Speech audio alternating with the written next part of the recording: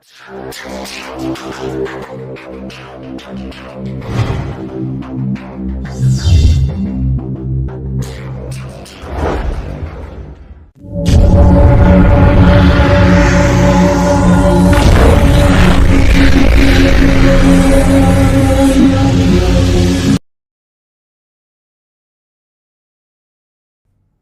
Hind Warriors.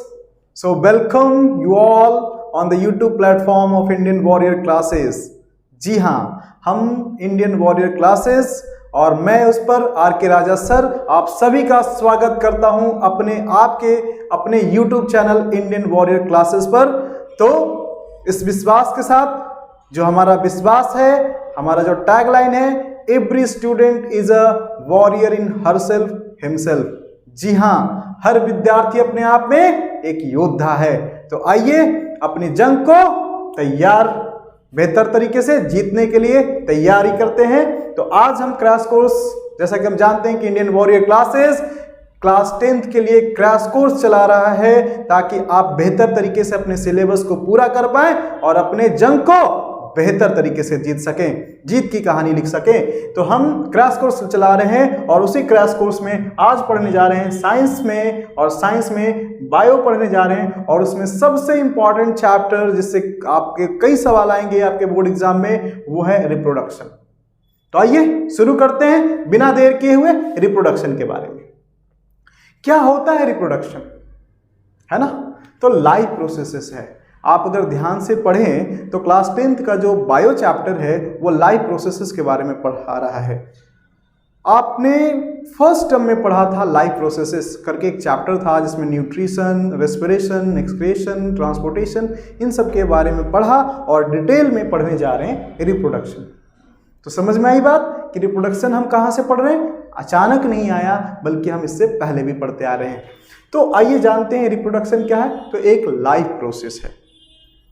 Life process के बारे में क्या जानते थे कि the process which are done by living organism to maintain their survival is called life process. अब आपको यहां पे एक सवाल आता है कि क्या रिप्रोडक्शन, जैसा कि हम जानते हैं प्रजनन, लाइफ प्रोसेस के लिए अनिवार्य है?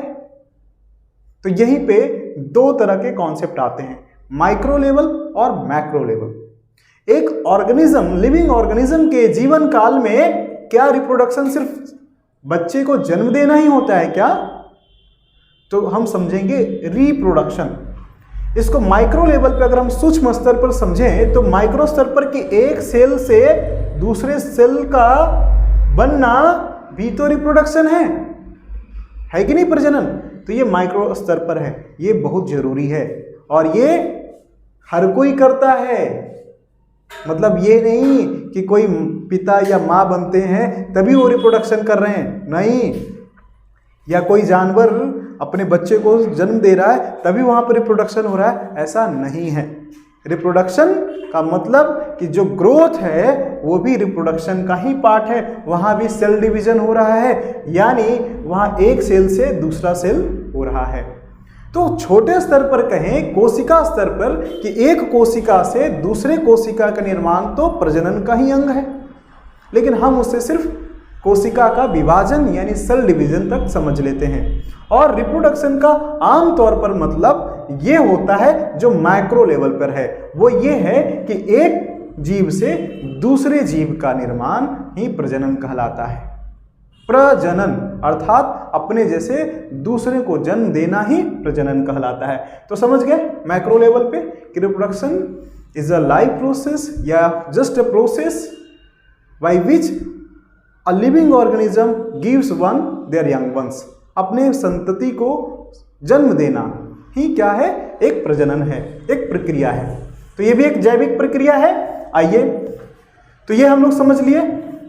अब ये दो तरीके से होते हैं, देख सकते हैं, असेक्सुअल और सेक्सुअल रिप्रोडक्शन। तो असेक्सुअल रिप्रोडक्शन क्या होता है कि the mode of reproduction in which only one parents are involve, only one parent is involve is called asexual method of reproduction.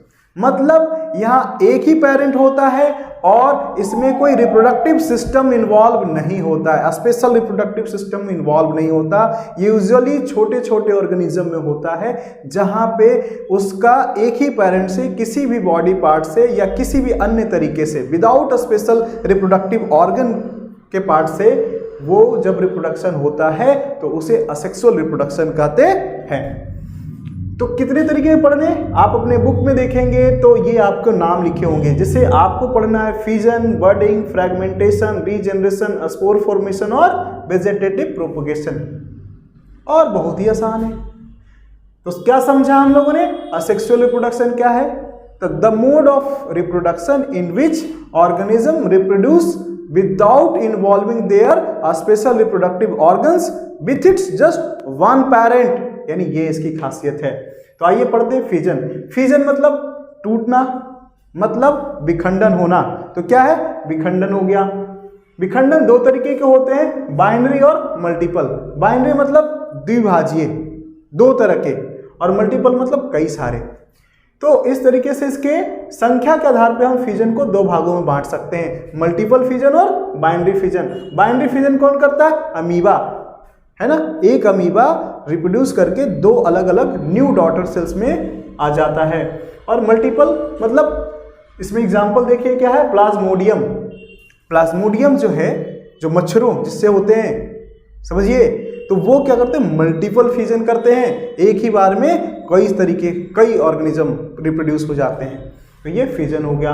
अगर हम इसी फिजन को दो भागों में बांटे उसके स्ट्रक्चर के आधार पे, तो दो तरीके के होते हैं, ट्रांसवर्स और लॉन्गिट्यूडनल।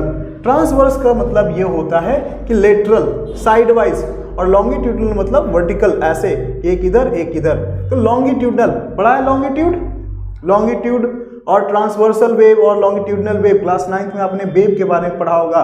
तो ट्रांसवर्सल वेव और लॉन्गिट्यूडनल वेव, तो उस तरीके से ट्रांसवर्स फिजन और लॉन्गिट्यूडनल फिजन। तो जो साइडवाइज हो तो उसको ट्रांसवर्स, और वर्टिकल हो तो लॉन्गिट्यूडनल। और इसका एग्जांपल बस ध्यान रखना है कि जो अमीबा बाइनरी फिजन करता है वो ट्रांसवर्स फिजन करता है, और उसका एग्जांपल क्या है? अमीबा है। जबकि लॉन्गिट्यूडनल फिजन कौन करता है? तो लेशमानिया करता है और पैरामीशियम करता है। तो आपको यहाँ पे महत्वपूर्ण बस यही है कि आपको डेफिनेशन पूछा जाएगा और आपसे एग्जाम्पल पूछा जाएगा। तो बस इसका ध्यान रखना है कि ये कौन सा प्रक्रिया है, कितने प्रकार के हैं और कौन कौन से उदाहरण हैं। अगला बडिंग की बात करते हैं। बडिंग क्या होता है? तो बडिंग की अगर बात करें तो बडिंग क्या है? बर्ड का फॉर्मेशन होना, ऐसा मोड ऑफ असेक्सुअल रिप्रोडक्शन, यानी कहेंगे the mode of asexual reproduction in which organism generates like bird. Bird मतलब छोटी सी, जैसे लगना ना कली निकलना, जैसे एक हाइड्रा का एग्जांपल ले लीजिए। ये मेन हाइड्रा है और इससे ही क्या होता है? एक छोटा सा ऐसा निकलता है और बाद में ये बड़ा होकर के अलग निकल जाता है और ये मेन हाइड्रा इधर ही रह जाता है। तो दिस कॉल्ड बडिंग। तो बडिंग भी होता है, और बडिंग भी पढ़ेंगे तो सिंगल बडिंग और चेन बडिंग। सिंगल और जैसे हाइड्रा और ईस्ट में होता है, तो सिंगल और चेन में क्या अंतर है? सिंगल की एक बर्ड निकला और वो अलग हो गया तो उसको सिंगल बडिंग कहेंगे। चेन बडिंग कब कहेंगे? कि एक निकला, उससे ये निकला, फिर उससे भी ये निकला, फिर उससे भी ये निकला। तो क्या है कि 4-5 जनरेशन तक वो एक ही से अटैच है, तो उसे एक चेन की तरह फॉर्म हो रहा है, इसलिए उसको चेन बडिंग कह देते हैं। तो बहुत ही आसान है, बहुत ईजी। अब आते हैं फ्रेगमेंटेशन और रीजनरेशन। इसमें बहुत कंफ्यूजन होता है। क्यों? क्योंकि बच्चे जानवर ये देखते हैं, मतलब बार बार ये देख रहे होते हैं कि दोनों में यही कैपेसिटी है कि ब्रेकडाउन होगा और उसकी बॉडी रीजनरेट हो जाती है। तो इसको ध्यान से समझिएगा, ध्यान से सुनिएगा। रीजनरेशन क्या है? ये भी एक मोड ऑफ असेक्सुअल रिप्रोडक्शन है in which organism develops into full grown bodies from just one part if their bodies cutted down. अगर उसकी बॉडी कट जाती है, मान लीजिए कोई एक हाइड्रा है या प्लेनेरिया है, मान लीजिए प्लेनेरिया है ऐसे, और ये कट गया, तो ये कट गया तो इसका ये जो पार्ट है ना, एक छोटा सा पार्ट, ये बीच वाला पार्ट, इससे एक फुल ग्रोन प्लेनेरिया बन जाएगा। So this called regeneration. नाम से ही पता चल रहा है, रीजनरेट कर लेगा। मतलब अगर वो विदाउट बिफोर मैच्योरिंग भी अगर कट जाता है, इसमें ये अंतर है कि अगर आप इसको कट गया या कोई काट दिया तो ये रीजनरेट कर जाएगा अपने पार्ट से। ये मैच्योरिटी के पहले भी आप अगर करेंगे तो ये रीजनरेट मतलब मैच्योर मतलब होना चाहिए, एक पार्ट होना चाहिए। तो ये जैसे कि प्लेनेरिया है, वो अगर एक पार्ट कट गया किसी वजह से तो ये पार्ट रीजनरेट करके एक फुल ऑर्गेनिज्म में बन जाएगा। तो this type of reproduction is called regeneration. Fragmentation क्या है? ये खुद ब खुद क्या होता है? ब्रेकडाउन होता है after on mature. After getting matured, the whole matured organism breaks down into different parts, and from that different parts they generate into full bodies. So that type of asexual method of reproduction is called fragmentation. यानी इसमें Asperogyra और Cyanemon। नाम सुना था रक्त बीज का?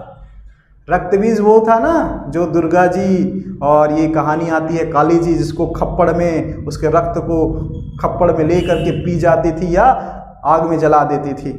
ऐसी सुनी होगी कई सारी कहानियां आपने। क्यों? क्योंकि रक्त बीज को ऐसा वरदान था कि उसका अगर एक बूंद कहीं गिरता है जमीन पर तो उससे नया जनरेट हो जाता है। तो कुछ इसी प्रकार के रक्त बीज है कि अगर इनको हम काट दिए, इनका क्या है, ये रीजनरेशन जो रक्त बीज की तरह है, इसको अगर काट दिए और इसका एक पार्ट कहीं गिर गया या पार्ट से फिर नया जनरेट कर जाएगा, एक नया ही रक्त बीज या नया ही हाइड्रा क्रिएट हो जाएगा।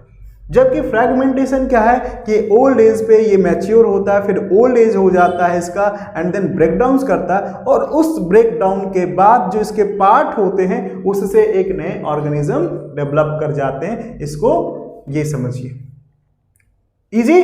अब आइए नेक्स्ट में स्पोर फॉर्मेशन।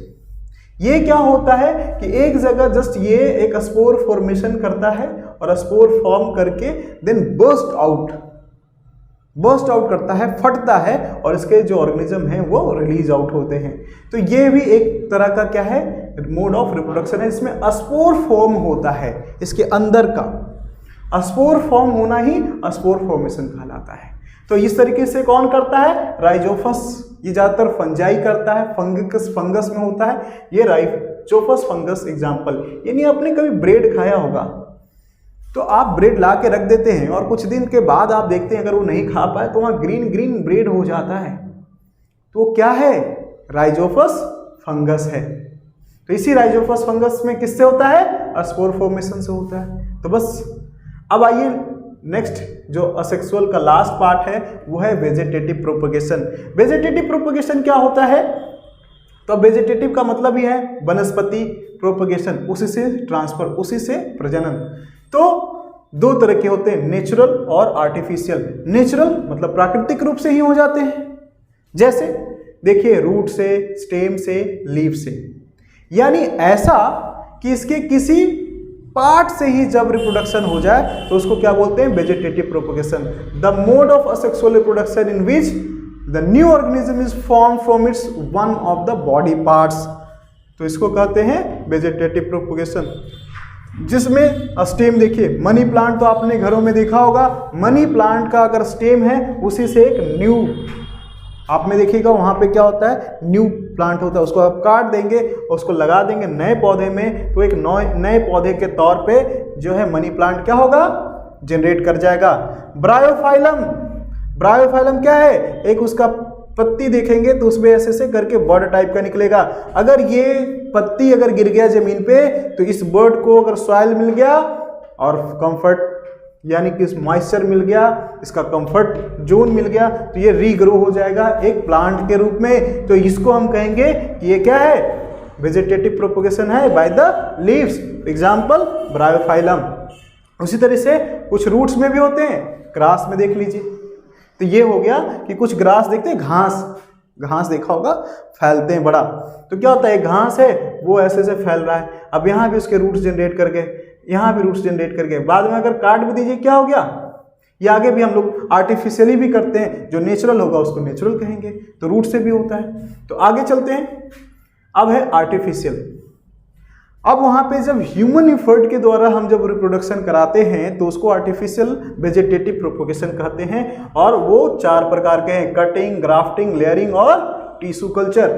कटिंग का मतलब क्या होता है कि किसी भी पार्ट को काटिए और उसको मिट्टी में लगा देंगे तो वहाँ से एक नया प्लांट निकल आएगा। जैसे रोज आप गुलाब की टहनी को काटते हैं और फिर उसको क्या करते हैं, लगा देते हैं, तो वहाँ से एक नया पौधा निकल आता है।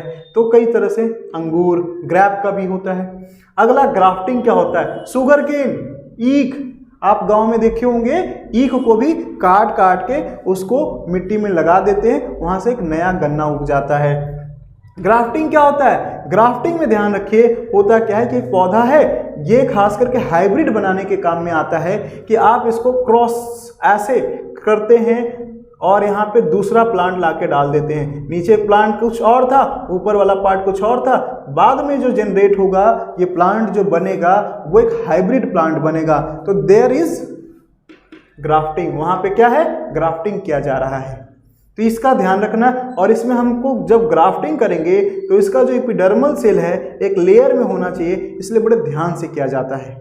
और क्रॉस सेक्शन को ऐसे नहीं काटते, सीधा सीधा ऐसे नहीं काटते, बल्कि तिरछा काटते हैं, क्योंकि कुछ सेल्स हैं ना सारे, वो आपस में मिले रहें। और इस तरीके से इनको आगे से मिट्टी या फिर बाकी चीज़ें बांध दें ताकि वो हिले ना और इनके जो लेयर है वो डिस्ट्रैक्ट ना हो।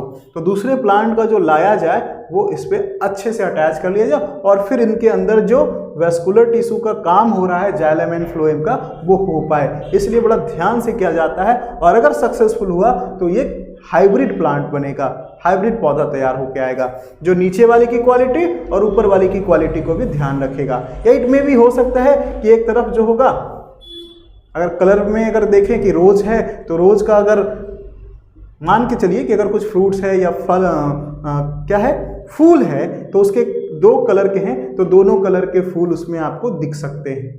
तो ये ग्राफ्टिंग में होता है। और लास्ट लेयरिंग। लेयरिंग में क्या होता है कि कोई एक पौधा है उसको आप नीचे झुका देते हैं और उसको मिट्टी से दबा देते हैं तो वहाँ रूट्स फॉर्म हो जाएंगे, फिर आप उसको कट कर दीजिए, एक नया पौधा बन जाएगा। तो ये जो है मेथड को लेयरिंग कहा जाता है। तो बहुत आसान है। अब है टिश्यू कल्चर। ये एक मॉडर्न टेक्निक है जिसके जरिए हम वेजिटेटिव प्रोपगेशन कराते हैं, जो कि बहुत ही हेल्पफुल है। क्यों?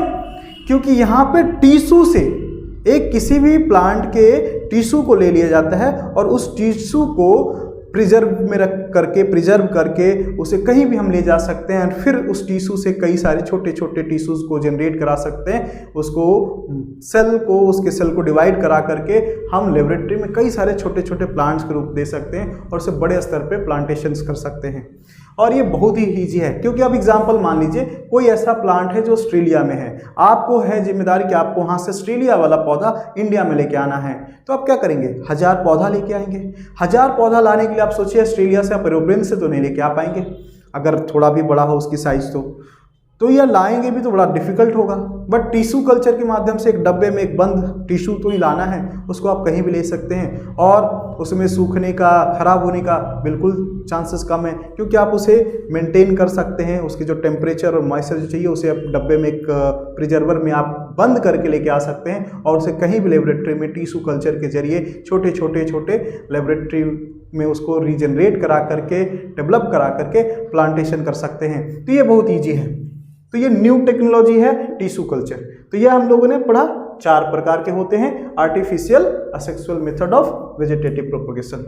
तो बस तो यही था, बहुत ही आसान। Asexual method of reproduction, fission, budding, fragmentation, regeneration, spore formation और वेजिटेटिव प्रोपगेशन। इसके अंदर भी कौन? आर्टिफिशियल और नेचुरल। आर्टिफिशियल में भी देख लिया cutting, grafting, layering, tissue culture. Natural में भी देखा रूट, स्टेम और लीव। सबके एग्जाम्पल ही बस जरूरी है और ये आसपास हम लोग होते देखते भी हैं, बस उसी को समझना है कि इसको ग्राफ्टिंग कहते हैं, लेयरिंग कहते हैं, कटिंग कहते हैं, है कि नहीं। अब आगे आते हैं जो इंपॉर्टेंट है, सेक्सुअल रिप्रोडक्शन। तो इसका डेफिनेशन क्या है? The mode of reproduction in which 2 parents are involve with their special reproductive system. क्योंकि ये मोस्टली कॉम्प्लेक्स ऑर्गेनिज्म में होता है चाहे वो प्लांट हो चाहे एनिमल हो, वहाँ पे उनका रिप्रोडक्टिव सिस्टम वेल डेवलप्ड होता है और उस स्पेशल रिप्रोडक्टिव सिस्टम के जरिए यहाँ रिप्रोडक्शन होता है, इसलिए इसको सेक्सुअल रिप्रोडक्शन कहते हैं। आइए हम दोनों में पढ़ेंगे, प्लांट्स में पढ़ना है और हमें ह्यूमन रिप्रोडक्टिव सिस्टम पढ़ना है। प्लांट्स में जब हम रिप्रोडक्टिव सिस्टम पढ़ेंगे तो first of all you need to understand what is the reproductive part of that plant. तो हम जानते हैं कि प्लांट के कई पार्ट होते हैं, 2 पार्ट में बांटे, तो पहले सूट सिस्टम और रूट सिस्टम। सूट में फिर आए तो फिर क्या होंगे, उनके स्टेम होते हैं, ब्रांच होते हैं, फ्लावर्स होते हैं, फ्रूट्स होते हैं। तो ये जो फ्लावर है वो हमारा क्या है, reproductive part of the plant है। यानी अब फ्लावर की बात करें, ये है फ्लावर रिप्रोडक्टिव। तो फ्लावर भी कई प्रकार के होते हैं, यूनिसेक्सुअल, बाइसेक्सुअल। यूनिसेक्सुअल का मतलब उसमें वन सेक्स हो, यानी वो मेल हो, आइदर मेल और फीमेल, तो उसे यूनिसेक्सुअल कहेंगे। और अगर दोनों सेक्स मौजूद हों, यानी फीमेल भी हैं और मेल भी है, तो उसे बाइसेक्सुअल फ्लावर भी कहते हैं। अब चाइना रोज यानी ओड़हुल का फूल तो आपने देखा ही होगा। ओड़हुल के फूल में आप देखिए तो दोनों आपको मिल सकते हैं। आपने देखा होगा कि कुछ ऐसा ही फूल है और उसके ऊपर क्या होता है, एक निकला होता है। चाइना रोज की अगर बात करें, चाइना रोज यानी ओड़हुल का फूल, तो उसमें एक देखा होगा आपने कि लंबा सा ऐसे निकला होता है और ऐसे ऐसे, ठीक। तो आपको याद आ रहा होगा कुछ, है ना, ये ओड़हुल का फूल है कुछ। तो ओड़हुल के फूल में आपने देखा होगा ये उस पे पीले पीले पोलन ग्रेन भी होंगे। तो बस आपको मैं लेके चलता हूँ, फ्लावर को दिखाता हूँ। फ्लावर में बाइसेक्सुअल फ्लावर का मैंने एग्जांपल यहाँ पे लिया है कि एक ही फ्लावर में दोनों रिप्रोडक्टिव पार्ट है, मेल भी और फीमेल भी। तो मेल जो है कौन होता है, तो पहले फ्लावर के बारे में जाने। फ्लावर में पहले दो, एक ग्रीन पार्ट जो नीचे होता है उसको सेपल कहते हैं और जो कलर पार्ट होता है उसको पेटल कहते हैं। पेटल जो होता है कलरफुल होता है, अट्रैक्टिव होता है, और सेपल जो ग्रीन पार्ट होता है जो सिक्योर करने के लिए होता है, जो नीचे लगा होता है, हरा हरा देखा होगा, है ना। तो सेपल और पेटल, और सेपल और पेटल के बीच में मेल और फीमेल पार्ट कवर होते हैं। मेल पार्ट कौन होता है, उसको क्या बोलते हैं, अस्टेमेन बोलते हैं। क्या बोलते हैं, अस्टेमेन बोलते हैं। और फीमेल पार्ट को पिस्टिल बोलते हैं। क्या बोलते हैं, पिस्टिल बोलते हैं। तो मेल पार्ट 3 भागों में डिवाइड है, जैसा कि आप देख रहे हैं कि ये मेल पार्ट है, उसको हमने यहाँ पे लेके आया और 3 पार्ट में कैसे है, तो इस पे पीले पीले छोटे छोटे स्ट्रक्चर है जिसको पोलन ग्रेन कहते हैं। और ये जो ऊपर जो थोड़ा सा क्या है, वाइड है यानी चौड़ा है, उसको एंथर कहते हैं। और ये ट्यूब लाइक स्ट्रक्चर पतला सा है, उसको बोलते हैं फिलामेंट। तो बस अब आगे बात करें फीमेल में, तो पिस्टिल है, इस पूरे पार्ट को क्या कहते हैं, पिस्टिल बोलते हैं। और कहीं कहीं कार्पोल भी लिखा रहता है। ये क्या है, उसका ऊपर वाले पार्ट को स्टिग्मा कहते हैं। बीच जो गर्दन जैसा है, सुराही जैसा देखिए इसका आकार है, इसमें जो पतला वाला पार्ट है उसको स्टाइल कहते हैं। और नीचे जो है उसको ओवरी कहते हैं, जिसमें क्या होता है, ओवूल होता है, ओवम होता है, ठीक। तो यही पार्ट था। अब इसमें देखिए होता कैसे है रिप्रोडक्शन, तो इसमें 2 पार्ट है, एक तो पोलिनेशन है और फिर दूसरा फर्टिलाइजेशन। 2 स्टेप में सेक्सुअल रिप्रोडक्शन इन प्लांट होता है। फर्स्ट स्टेप की अगर बात करें तो पहले पोलिनेशन होगा और पोलिनेशन के बाद ही उसमें फर्टिलाइजेशन होगा। तो आइए जानते हैं क्या होता है, कैसे होता है। पोलिनेशन का मतलब क्या है, meeting of pollen grain, meeting of pollen grain to the stigma of a flower is called pollination. It may be of 2 types, self pollination and cross pollination. कैसे समझेंगे, सेल्फ मतलब स्वयं के पौधे में, चाहे वो सेम के फ्लावर में हो जाए, जैसे मैंने कहा कि अगर वो बाइसेक्सुअल फ्लावर हुआ तो जैसे ये देखिए यहाँ पे मेल वाला पार्ट है और फीमेल वाला भी पार्ट है, तो इसका पोलन ग्रेन अगर इसके स्टिग्मा से अटैच कर गया, मिल गया, तो पोलिनेशन हो गया। तो अपने विद इन द फ्लावर हो गया तो भी सेल्फ पोलिनेशन, या अपने ही प्लांट के इस फ्लावर से इस फ्लावर में जाकर के क्या हो गया, अटैच हो गया, स्टिक कर गया, स्टिग्मा में जाके स्टिक कर गया, तो उसको भी कहेंगे पोलिनेशन। वो कैसे हो सकता है, तो हम लोग बचपन से पढ़ते हैं कि कोई भी एजेंट हो सकता है, एयर भी एजेंट हो सकता है, या फिर कह सकते हैं कि कोई इंसेक्ट हो सकता है, या वाटर हो सकता है, कोई भी इसका एजेंट हो सकता है। बट वो किसी भी तरीके से अगर आ करके इसका स्टिग्मा से अटैच कर गया तो that is called pollination. But they all both, चाहे वो सेल्फ फ्लावर के अंदर हो या सेल्फ प्लांट के अंदर हो, होगा उसको सेल्फ पोलिनेशन कहेंगे। अगर यही एक फ्लावर का यानी एक प्लांट का पोलन ग्रेन दूसरे प्लांट के स्टिग्मा से जाके अटैच करता है तो उसको बोलते हैं क्रॉस पोलिनेशन। तो बहुत आसान है, इतना इजी, इसमें कोई कंफ्यूजन ही नहीं है। तो ये तो बहरहाल क्या हो गया, अभी पोलिनेशन हुआ है, यानी अगर हम कहें तो अभी क्या हुआ है, ये अस्टिग्मा से पोलन ग्रेन का मिलना हुआ है, तो दिस कॉल पोलिनेशन। अब यहां के बाद क्या होगा कि जो भी मान लीजिए पोलन ग्रेन आया तो उसका क्या होता है, रेस होती है।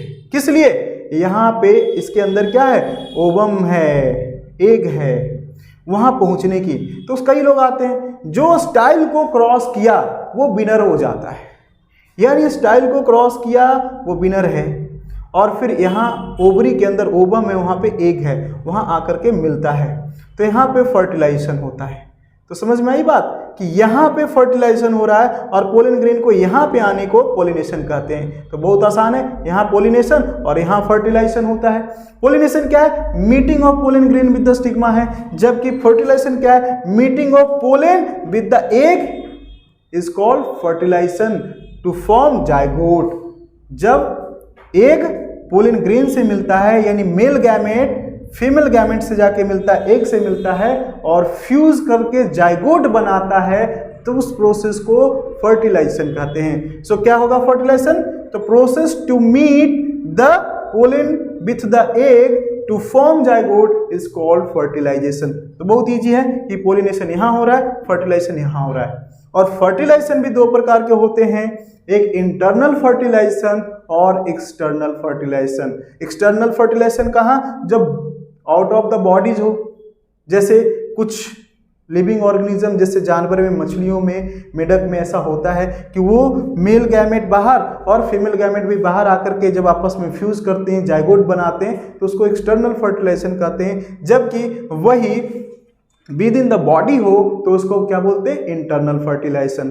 तो फर्टिलाइजेशन का डेफिनेशन समझ लिए, इसको भी देख लिए कि दो प्रकार के होते हैं। जब हम पढ़ेंगे ह्यूमन रिप्रोडक्टिव सिस्टम तो हम और डिटेल में बात करेंगे, ठीक। तो ये था हमारा प्लांट का स्ट्रक्चर।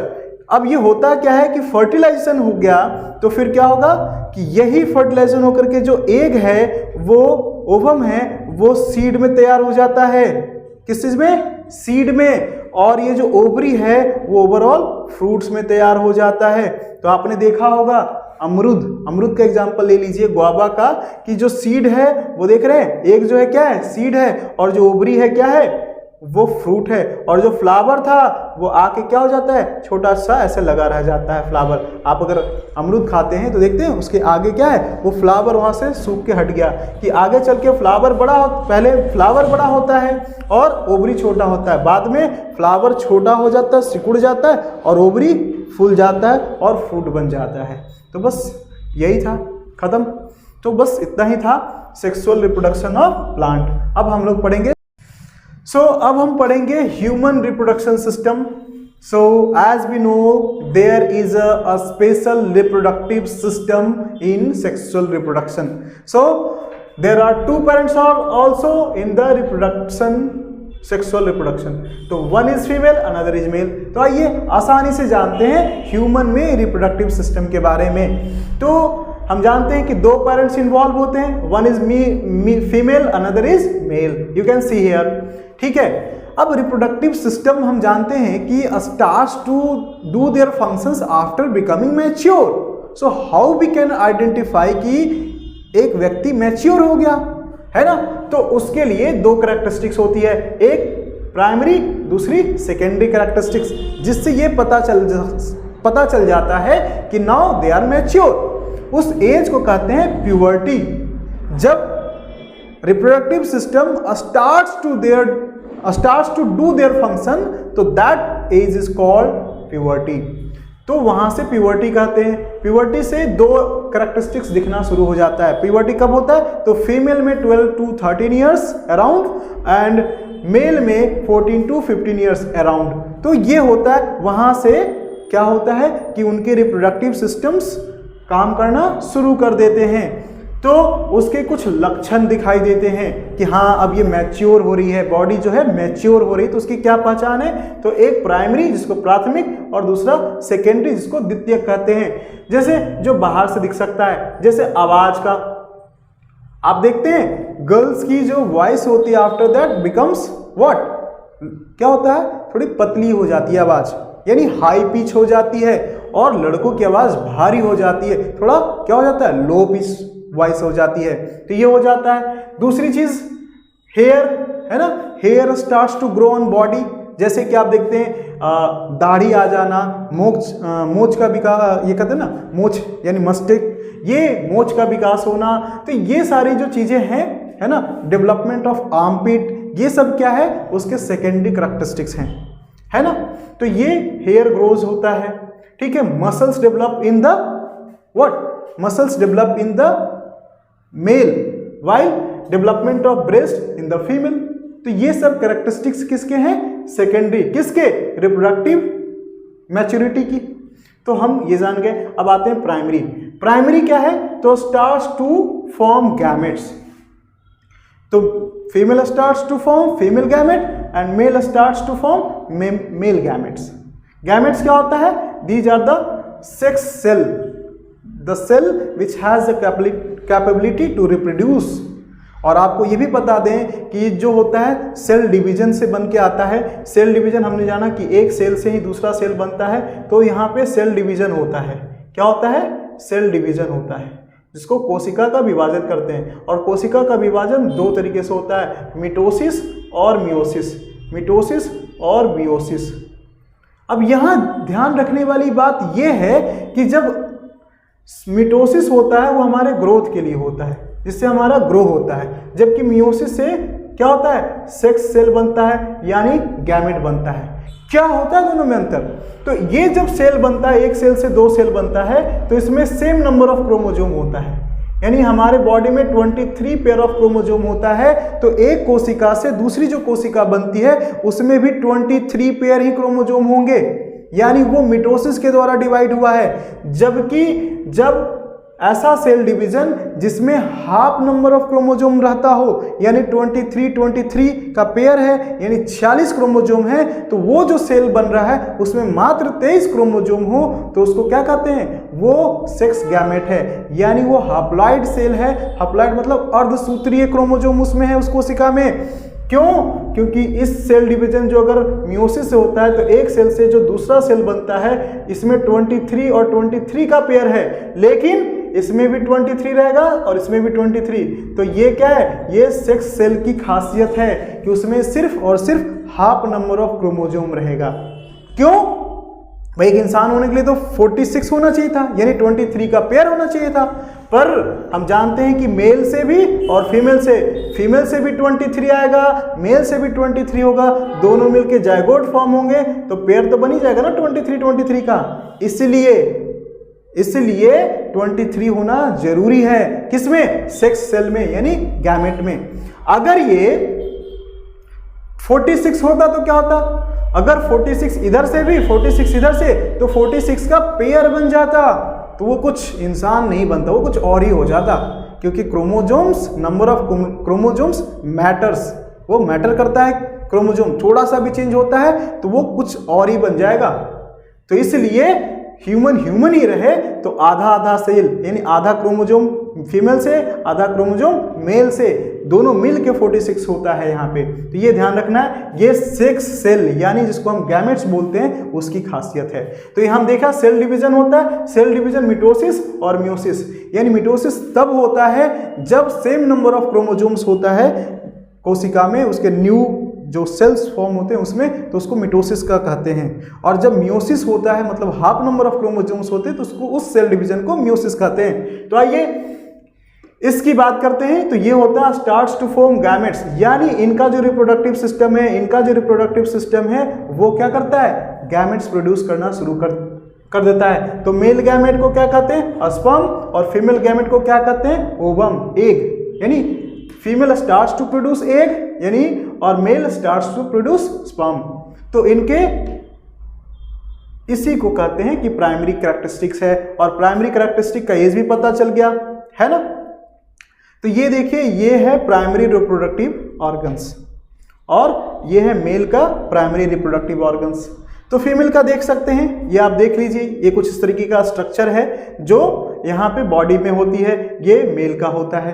तो आप देखिए फीमेल में क्या होता है, तो ये है ओवरी जहाँ पे एग रिलीज होते हैं, है ना, और ये होता है फलोपियन ट्यूब, और ये बीच में यूट्रस, गर्भ, जहाँ पे क्या होता है, बेबी का एस्टेब्लिशमेंट होता है, और ये सर्विक्स होता है यानी एंट्री, है ना, एंट्री गेट होता है। तो इस तरीके से हम देख सकते हैं ये स्ट्रक्चर होता है। सेम अगर मेल की बात करें तो मेल रिप्रोडक्टिव सिस्टम यानी रिप्रोडक्टिव ऑर्गन्स होता है, this is called a scrotum. ये स्क्रोटम होता है जिसके अंदर क्या होता है, टेस्टिस होता है, और ये टेस्टिस से क्या होता है, वास डिफरेंस कनेक्ट कर किया जाता है, जो फिर क्या होता है, यूरेथ्रा से कनेक्ट कराता है, and this is called penis.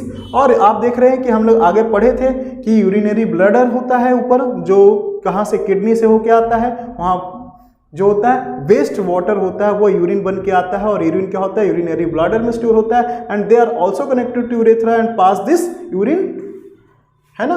तो ये पेनिस का दोनों रोल होता है, ऑल्सो व्हाट, यूरेथ्रा को to pass sperm and to pass क्या, यूरिन।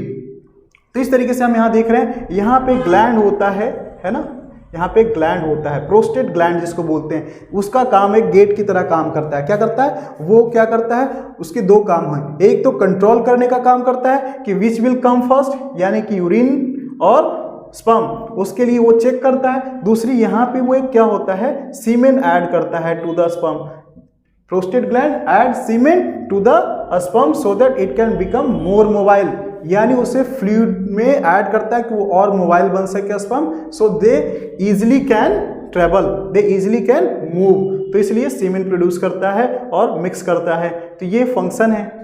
अब एक क्वेश्चन आ जाता है, आपसे सवाल पूछा जाता है कि what is the importance of a scrotum to be hanged from the body, body के मेन एक्सटर्नल पार्ट से ना अटैच होकर के नीचे हैंग होने का क्या इसका इंपॉर्टेंस है। तो इसका इंपॉर्टेंस ये होता है कि testis needs lower temperature, sperm needs lower temperature than the higher temperature. हम जानते हैं कि बॉडी के मेन में अटैच रहने का तो ज़्यादा टेम्परेचर होगा, जिससे स्पर्म स्पॉइल होने के चांसेस रहते हैं। So it needs lower temperature than the more high temperature. हम जानते हैं कि कुछ ऐसे बॉडी पार्ट है जहाँ टेम्परेचर हाई होते हैं, तो उस टेम्परेचर से बचने के लिए this hang protect the hanging position of this scrotum protect the sperm और टेस्टिस फ्रॉम दैट डिफेक्ट, उस डिफेक्ट से बचाता है। तो ये था स्ट्रक्चर, ये है ऑर्गन, ये दोनों ऑर्गन हम लोगों ने लगभग एक मोटा मोटी देख लिया। अब इसके फंक्शन को भी हम लोगों ने देखा। अब क्या होता है इसी ऑर्गन सिस्टम में, होता क्या है, अब देखिए कि हाउ द, अब देखिए प्यूबर्टी एक एज होती है, प्यूबर्टी के बाद हम लोग जानते हैं कि क्या होता है, menstruation starts in the girl. क्या होता है मेंस्ट्रुएशन, हम लोग मेंस्ट्रुएशन बोलते हैं उसको, मेंस्ट्रुएशन।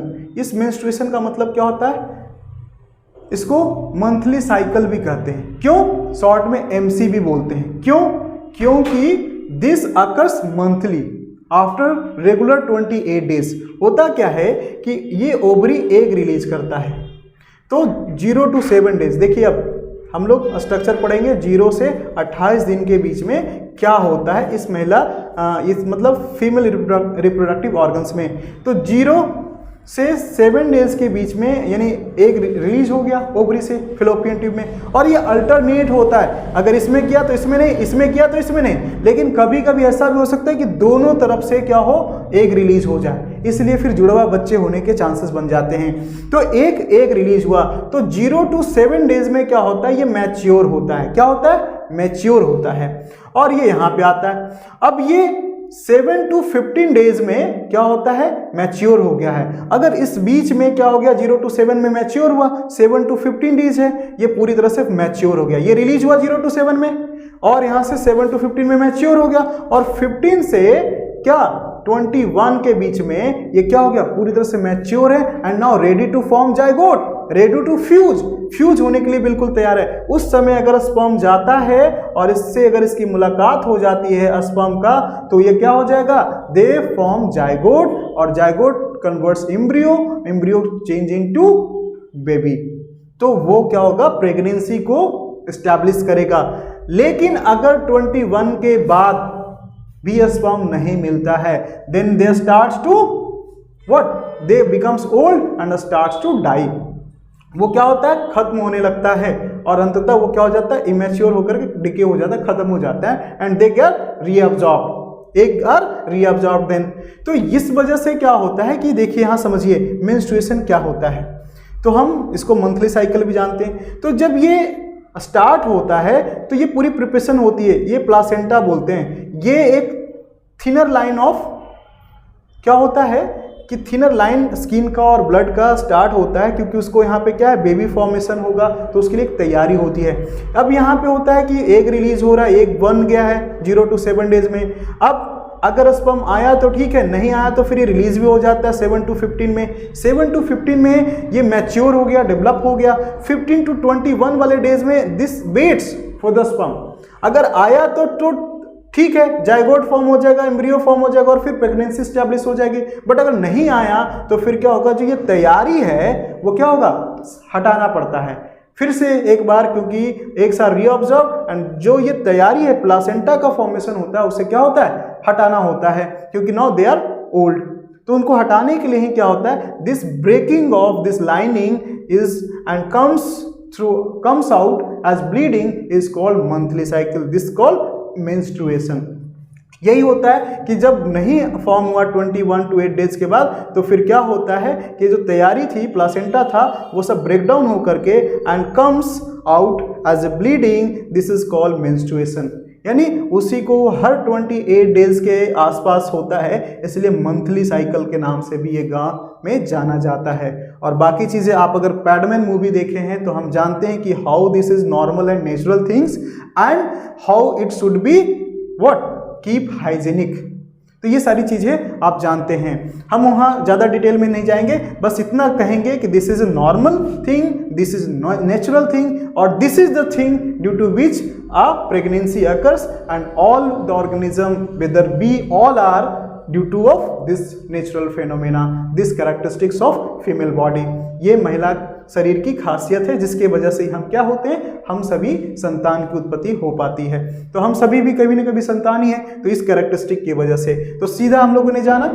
अब इसमें देखिए क्या होता है कि ये हम लोगों ने समझ लिया कि अगर प्रेगनेंसी फॉर्म होती है तो कैसे होता है।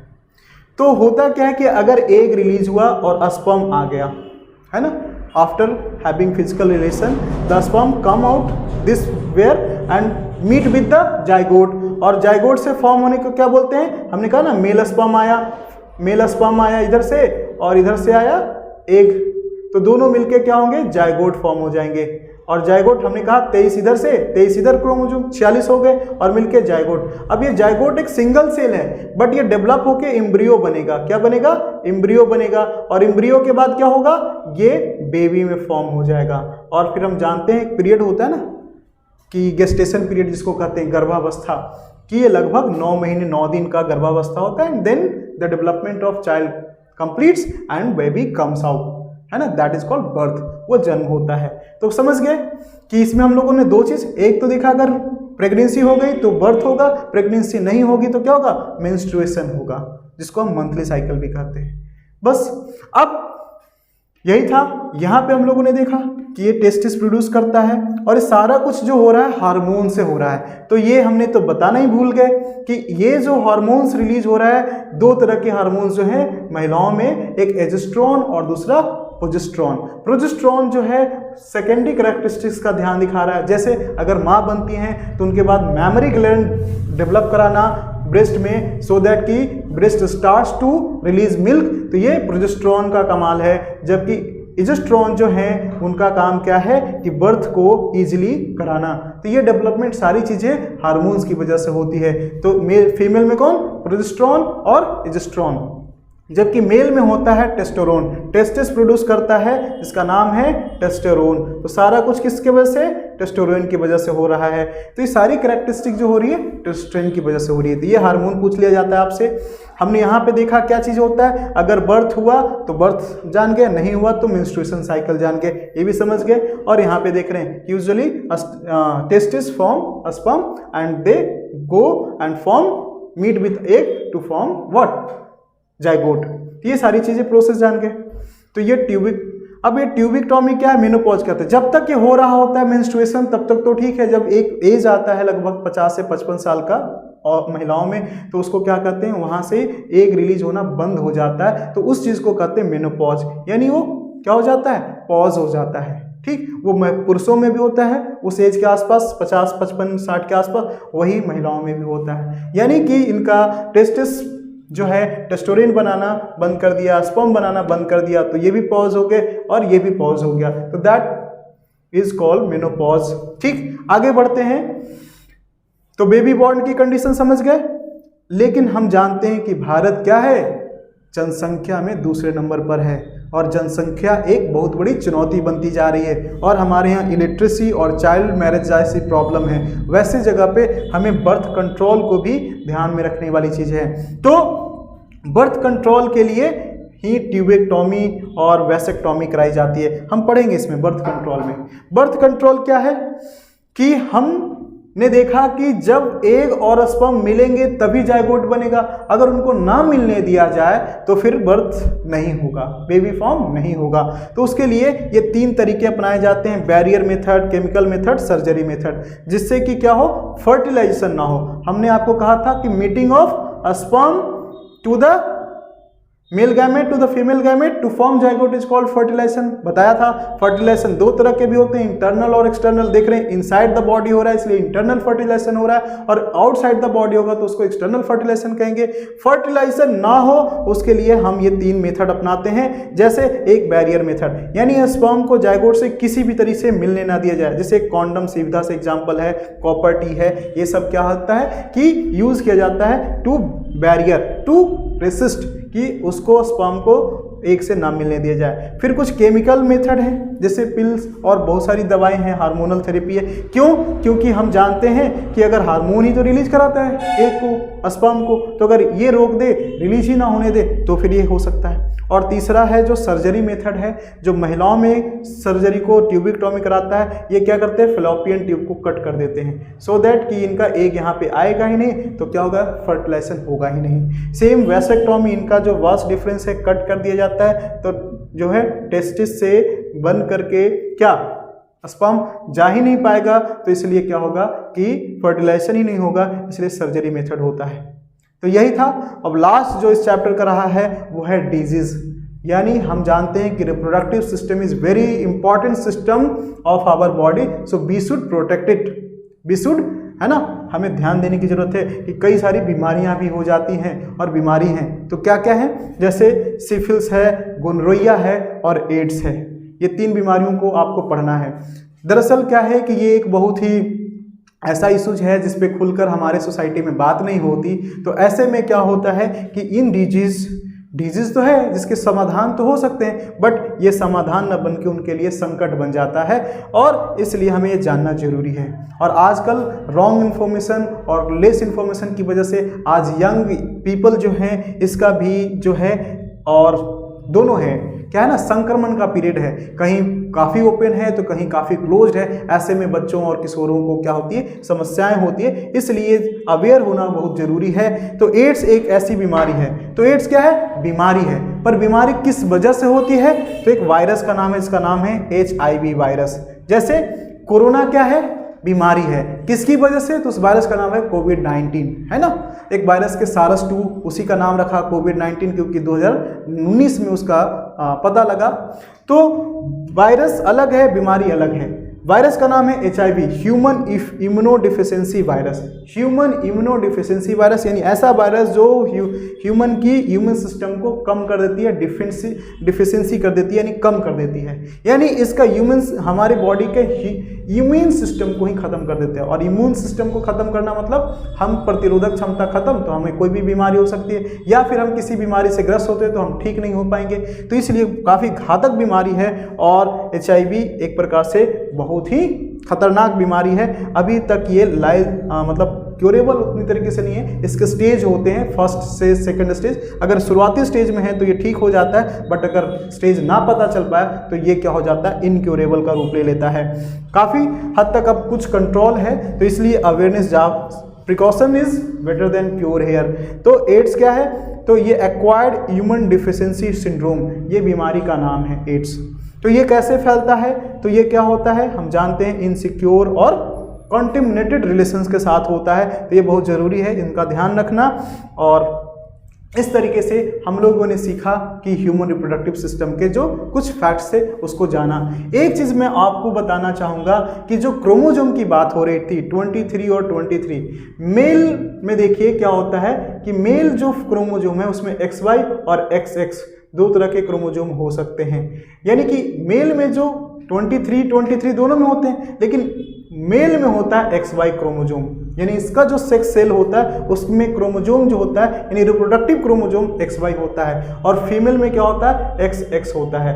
क्या होता है XX होता है, यानी XX यहाँ पे है फीमेल में और XY होता है। तो जब ये क्रोमोजोम दोनों को मिलते हैं, कैसे देखिए, तो ये XX है और ये XY इससे, तो ये Y जो है मेल को डिनोट करता है। यानी एक चीज जो भ्रम होता है गांव में कि अगर किसी को बेटा होगा कि बेटी, ये किस पे डिपेंड करता है, तो मेल पे डिपेंड करता है, ना कि फीमेल पे। लोग क्या करते हैं कि फीमेल को उसका कसूरवार मानते हैं और उसको उसकी यातनाएं देते हैं कि इससे सिर्फ बेटी जन्म ले रही है, लेकिन ये भ्रम है। फैक्ट ये है, ट्रूथ ये है कि बाई क्रोमोजोम पुरुषों में होता है, और अगर बाई यानी बेटा होगा कि बेटी, ये डिपेंड किस पे कर रहा है, मेल पे डिपेंड कर रहा है। और यहाँ पे क्या होता है कि कैसे आजकल है ना कि बेटा बेटी में भेदभाव हो रहा है और फीमेल फर्टिसाइड्स हो रहे हैं। तो ये है कि ये किसी का फिक्स नहीं है कि क्या बर्थ होगा, ये कुछ नहीं है, 50-50% चांस होता है कि अगर फीमेल से आया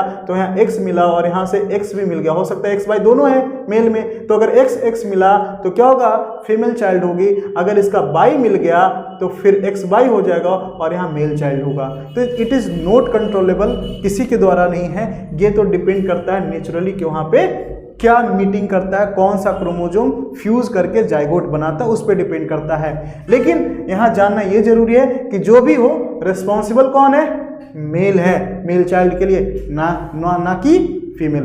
तो बस, तो मुझे लगता है आप लोगों को समझ में आ गया होगा।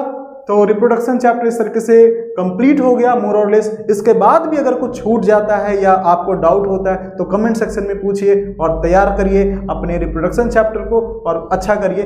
Best of luck for your board exam. So अंत में हम योद्धा हैं जो जंग में जीत जाते हैं या तो सीख जाते हैं। तो बस इसी विश्वास के साथ 100% दीजिए अपनी तैयारी को। Thank you.